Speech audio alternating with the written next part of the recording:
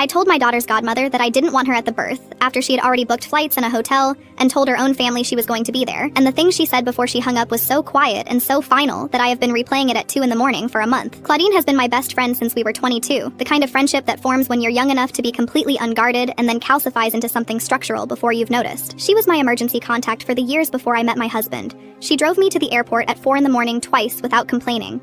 She has a key to our house that she has held for 6 years and used exactly when it was needed and never otherwise, which is the right way to have a key to someone's house, and not everyone understands that. She is also, and I say this with full awareness of how it sounds, a person who expands to fill available space, not selfishly, not with any intention I can name. She is warm and engaged and interested, and those are genuinely good qualities that in ordinary circumstances I love about her. In a hospital room at the most physically and emotionally exposed I have ever been in my life, they felt like too much. I am 34 and this is my first pregnancy. I have been anxious about the birth in specific ways that I have addressed in therapy, and that have mostly been managed. What I know about myself is that I need to feel unobserved to get through hard things. I cannot perform and endure simultaneously. My husband knows this. My midwife knows this. I knew it about myself long before either of them did. Claudine asked to be at the birth in December, 4 months before the due date. She was careful and loving about how she asked. She said she didn't want to assume. She just wanted me to know she would be honored to be there, that she would be invisible if I needed her to be, that she understood it was entirely my choice. I said I would think about it, and she said of course, and that was that. I thought about it for 6 weeks. I started to say something 3 separate times and redirected. In January, she sent me a screenshot of a flight she had found that aligned with my due date window. She was excited in the way she gets excited, fully, without reservation. And I looked at that screenshot and felt the decision closing around me like a room getting smaller. I called her on a Wednesday evening and I told her I didn't want her in the delivery room. I was careful. I said everything I have just said here, about needing to feel unobserved, about knowing myself, about it having nothing to do with how much she meant to me. She listened to all of it and then she said, I already booked the flight. I said I knew and I was sorry and that I would cover the cost of whatever she couldn't recover. She said, it's not about the money. And I said, I know. She said, I just want to be there for you. And I said, I know that too. And then she said the thing that I keep replaying. She said, I wonder if you actually know me at all, if you think my being there would make this harder for you. She said it quietly and without heat, and that is why it has stayed. She did not come for the birth. My husband was there, and my midwife, and nobody else. And it was the right environment for me, and I got through it, and my daughter is 8 weeks old and healthy and here. Claudine has met her. She came 2 weeks after, a carefully scheduled visit, and she held her goddaughter, and she was generous in all the ways she is always generous. And we did not talk about the birth conversation, and I did not bring it up because I was not sure what there was left to say. But something between us is operating at a different frequency now. Not broken, not cold, just adjusted in a way neither of us has named. When she left that day, she hugged me for longer than usual, and I held on, and we both pretended not to know why. My husband says I made the right call and that Claudine is a big enough person to come through it. My mom says I should have found a way to include her. My therapist says the birth space was mine to construct however I needed. I think all 3 of them are partially right, and that partial right is what I'm left with. My daughter's middle name is the same as Claudine's. She doesn't know that yet.